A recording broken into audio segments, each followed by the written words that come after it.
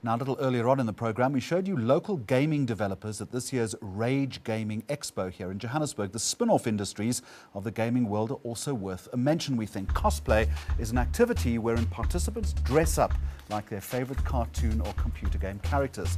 This has become a massive industry all in its own right, with conventions and magazines specifically targeted at cosplay enthusiasts. Cosplay, interestingly, has also influenced the Japanese advertising industry, in which cosplayers are often used for event work previously assigned to ad agency models. All right, this is no cartoon ad agency. Agencies in the same stable, Draft FCB and Hello Computer, are still celebrating their Loerie's and Pendoring success. Draft FCB Cape Town's Engen Fire Blanket Calendar, the recipient of the Grand Prix, or one of several Grand Prix, and a campaign for Toyota sweeping the boards at the Pendorings. With me now is Draft's Chief Creative Officer, Brett Morris. Welcome, congratulations, thank you for joining us. Thanks. The fire blanket idea, first of all, give us a sense of what it is and what you were trying to do. It's a very simple idea. I think a very smart one, but very simple at its core.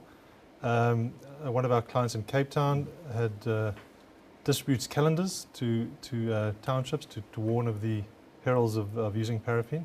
And the idea came very simply: what if we could, instead of just communicating about fire hazards, actually try and prevent them? So it was a calendar that actually was a fire blanket at the same time.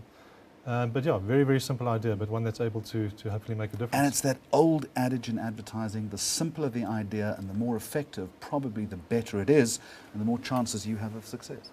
Most definitely. It's one of those things where when you hear those kinds of ideas, you go, why hasn't somebody thought of that before?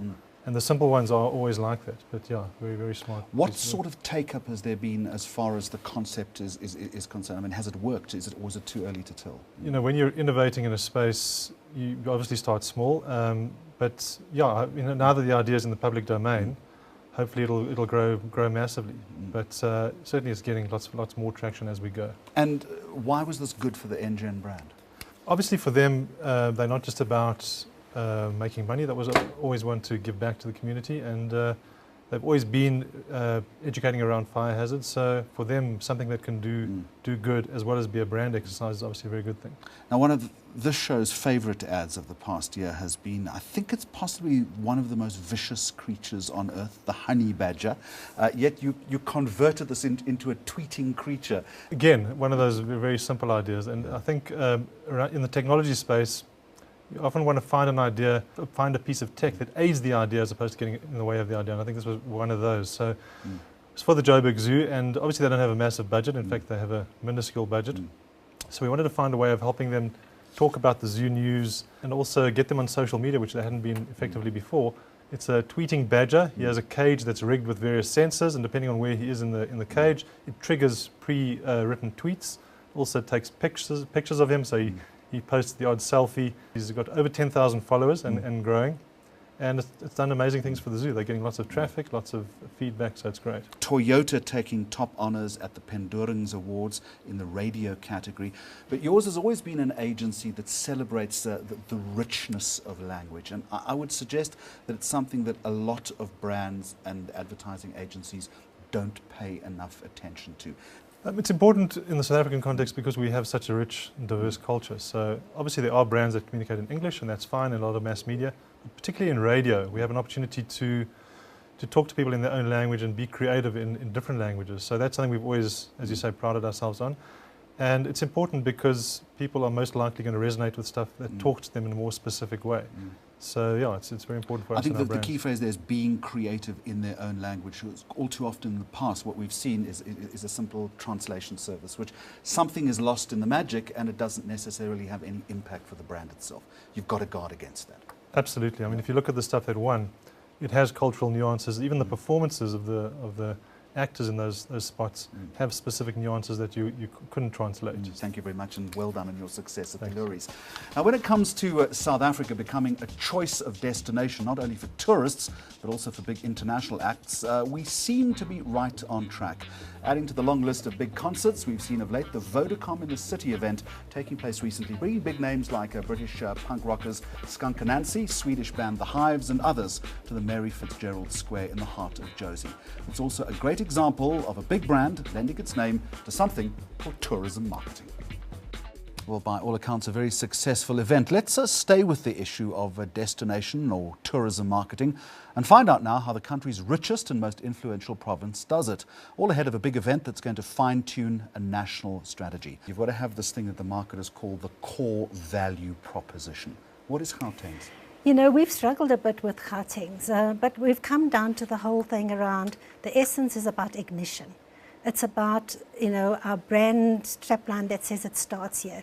Really, Gauteng is the place where people come to make themselves, where humankind began, where gold was discovered. It's kind of the epicenter of South Africa, and we very much play on that whole theme of ignition.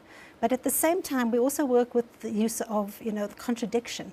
So many people have perceptions of what Gauteng and Johannesburg is. But when you bring them in and you get them to start delving deeper, you realize all these contradictions that exist within the province. And it's the delving deeper which is the single biggest challenge, I would suggest to you, because in reality, people see Gauteng and Johannesburg more as a hub than an actual destination. You've got to try and close that gap. That's very difficult to do. It is difficult. And, you know, we kind of introduced a campaign now which is called Stay Another Day, which is really recognizing that very few people in the world actually go to Gauteng for a holiday.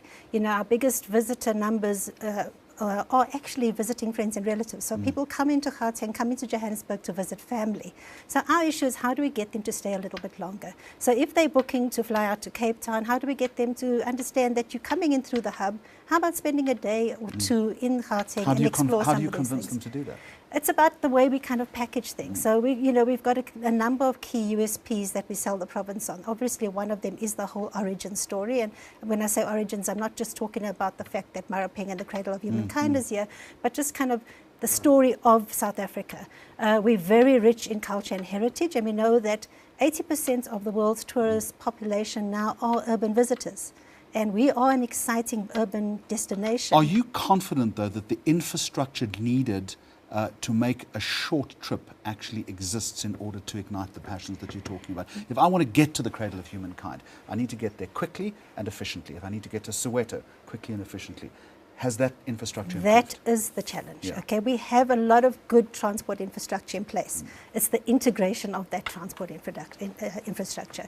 So, for example, using the Gautrain, you can access many things. So, for example, the hop and hop off bus, which we introduced in February into the inner city, which has completely turned around perceptions of the inner city, works because we were able to introduce it at the point that the Park Station stopover came available. So our challenge, and one of the issues that we're going to be discussing in next week's South African Travel and Tourism Summit, is this whole issue of integration of transport and getting people around, because that is our challenge, particularly in Marapeng. Because if you don't have a car, it's very difficult for you to get out to something like Marapeng. At this Travel and Tourism Summit, you're also going to be looking at how other global business hubs like Johannesburg have marketed themselves. One of the guest speakers, I understand, is the former chief executive of Destination Melbourne, or Melbourne Tourism in Australia. Any big thing they've done there that we can copy? A couple of big things that they've done. First of all, Melbourne was voted a few years ago as being the most livable city. Now, if that for us is the essence, you know, if you can't make your city or your province livable for yourself and for your citizens and make them the brand ambassadors of your province or your city, then it's not going to work. So that's the first premise that they bring to us. And then they kind of coined a phrase called visitability, which is about, you know, how open is everybody along the value chain to the nature of the visitor, and how does the visitor receive from the point at which they're searching for a destination to go to, all the way through their path to purchase, through their visit, and when they go back home, and playing on the whole issue of technology, using social media and word of mouth, and they've got that right. And Chris particularly, even though he's the former CEO, was very instrumental in putting that in place, and that's what we're hoping that he'll share with us. The other thing that they've done really well is using Melbourne as the attract brand, just in the same way as we in this province have Johannesburg as an attract brand that people know, but using your attract brand or your attract destination to pull people in and then dispersing them across the province geographically or thematically. I like the notion of service down the value chain. It's a cliche, but you know, good marketing starts with a smile. Thank you very much for joining us. Remember, you can let us have your views on the brand communications industry 24/7 on Facebook and on Twitter. And coming up on the program, how a website selling kitchen utilities is using social media to its advantage. Also, the real state of South Africa's newsrooms.